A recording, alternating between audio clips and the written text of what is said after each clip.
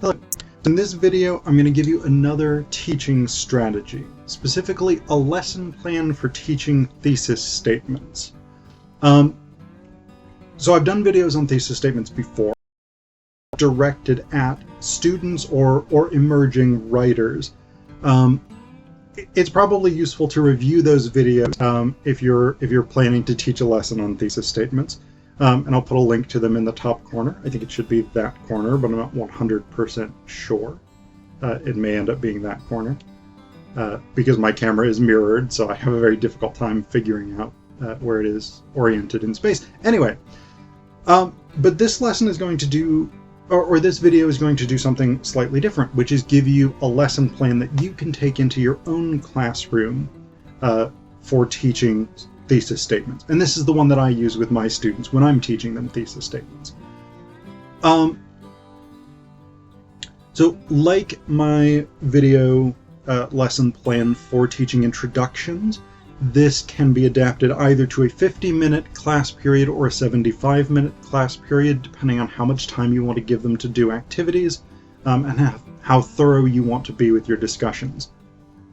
But essentially, what I start out with is going over what a thesis actually is, what the major components of it are, the qualifications or criteria for a good thesis. So those are the first things I do, and this is like I will sort of ask them, like when I break down a thesis into a topic and a comment, I'll ask them to explain what a topic and a comment means in the context of a thesis statement. And I mean, again, they typically will have done homework reading about thesis statements the night before, and I will usually have up on the projector my handout that I give defining thesis statements, explaining what a topic and a comment is, and laying out my 6 criteria.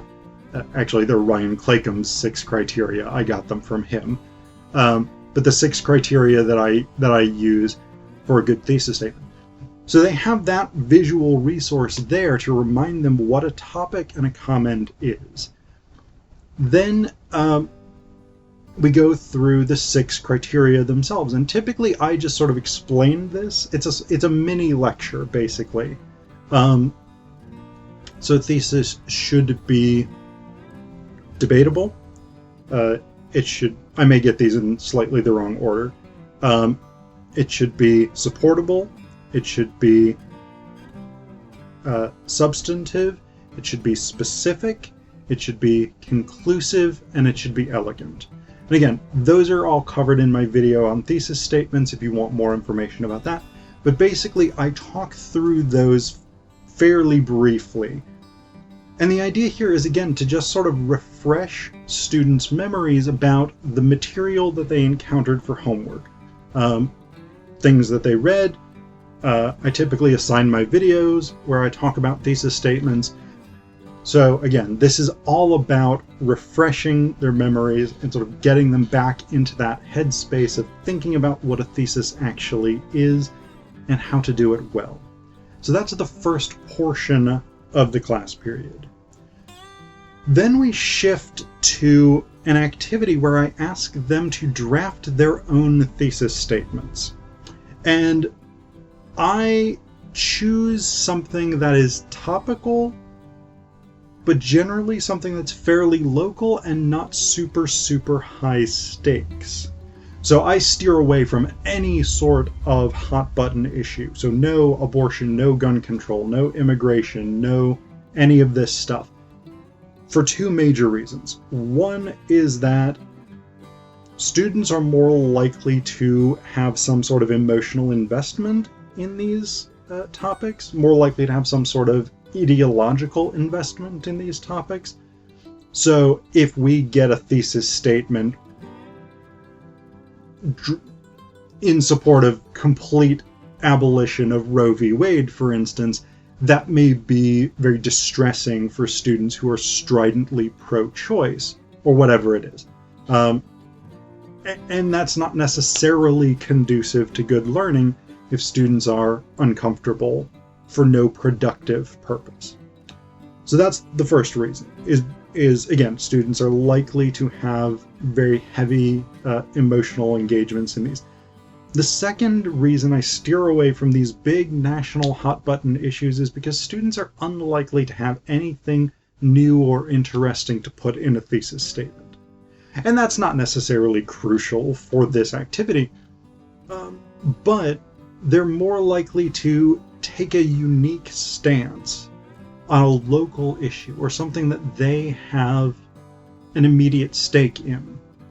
So this semester, because Penn State has a requirement that everyone wear masks indoors, whether they're vaccinated or not, but we don't have a vaccine mandate, I asked students to write a thesis about Penn State's mask and/or vaccine policy. And I tell them they can agree or disagree with it, they can make whatever points they want, but they need to make a thesis that meets the 6 criteria for a strong thesis statement. Another one that I've often used is questions about parking on campus, or we here have the cattle-bus system. A lot of campuses have some sort of public transportation or something like that, a bus system or whatever it is. And students tend to have strong feelings about that. Another thing that you can ask students about in a first-year writing course is conditions about the conditions in the dorms. Students will very often have enough information about these topics that they can make an argument about them. They'll have enough of a stake in it that they have a sense of what's good or bad, what's working or not working, etc., etc. But they're unlikely to be really, really invested in these issues enough that a contradicting opinion or a contrary opinion is going to make it hard for them to engage in learning.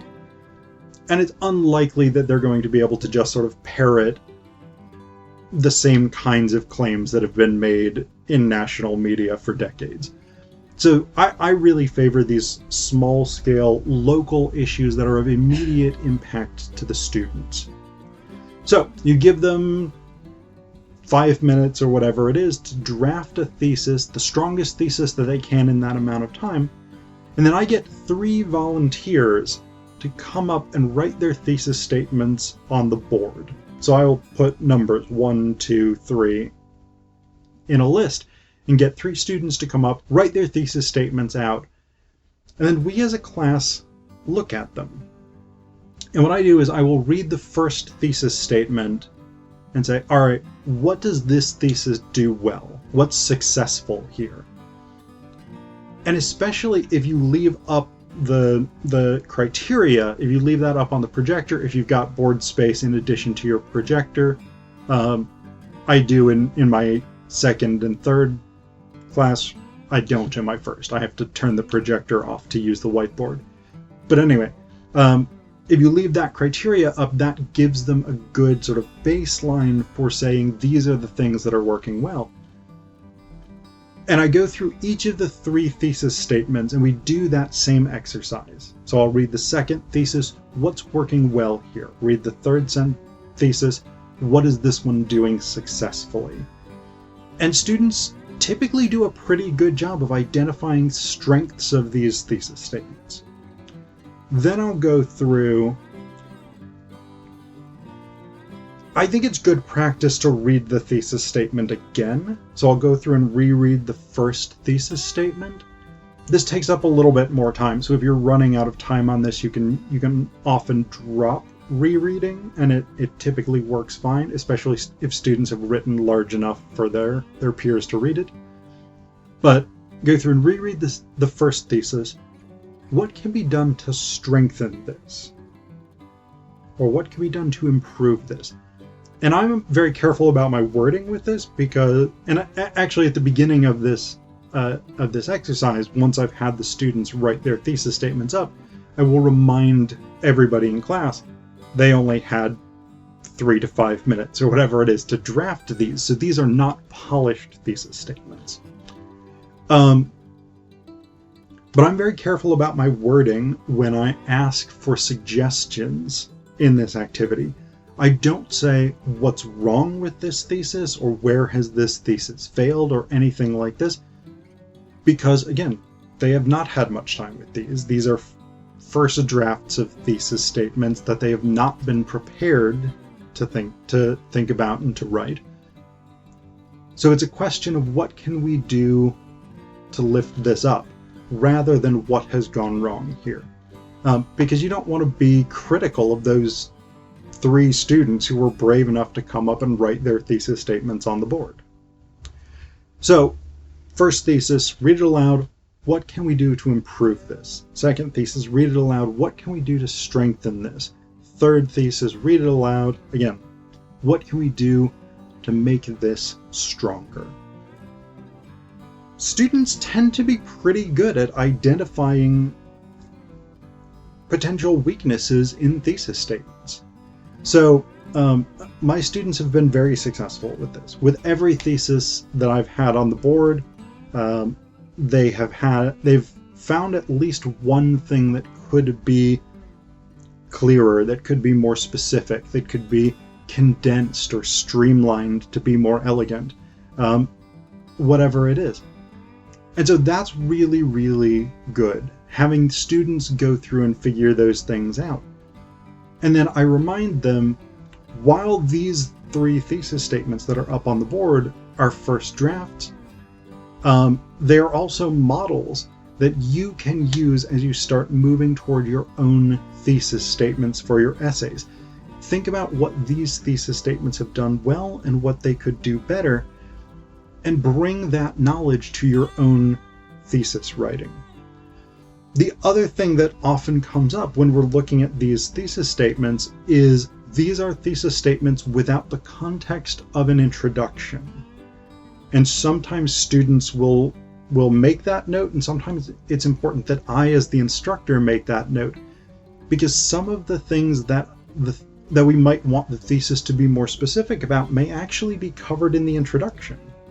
And so you want to, I think, be clear with your students that when we're looking at a thesis just on its own, that's a different sort of animal than looking at a thesis in the context of an introduction. And so especially that criterion about being specific. How specific a thesis needs to be depends to a certain extent on how much context we're given by the introduction. So that's something we do want to acknowledge when we're looking at these sample thesis statements. So that's the sort of core part of this activity for me. You've got the introductory portion of the thing with the refresher about what a thesis is and the mini lecture about the criteria. The core of the lesson is this activity where they draft thesis statements, you put them up on the board, and you assess their strengths and what can be done to strengthen them further. And then the last portion of my lesson plan, if you have time for this, and in my second and third sections that I taught the day before filming this, I did run out of time for this. So I told students they could do this on their own time and email me their thesis statements if they wanted. But especially if you've got a 75-minute class, you should have plenty of time for this. The last portion of the period, I give them to start drafting the thesis for whatever project it is that we're working on. So right now my students are working on the profile essay at time of filming. By the time this gets posted on YouTube, they may be on to their next project, but it doesn't matter. It could be a rhetorical evaluation, it could be a researched essay, it could be probably not something like a personal narrative or a literacy narrative or something like that, because that's often not thesis driven quite in the same way. But any sort of academic essay or any essay that's really thesis driven, I will give them the remainder of the time in class to start drafting their thesis. And I will encourage them to either talk to the people around them about their thesis and get feedback, or bring it up to me and ask me for feedback. And that gives them some time in class to start generating one of the most important sentences in the entire essay and to start getting some feedback on it.